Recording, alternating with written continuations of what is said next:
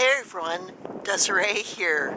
It's a blizzard in Wisconsin and I'm going to show you a little bit about it. I hope you like this. I don't.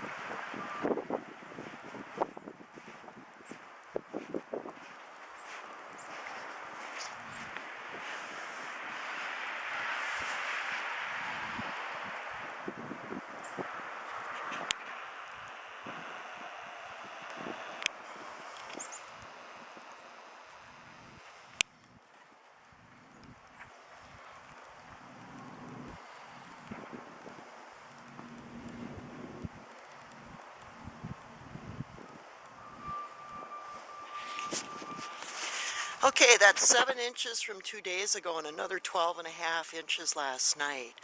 And looks pretty tame from this angle, but believe me, the city is shut down. So be glad that you don't have this. Bye for now.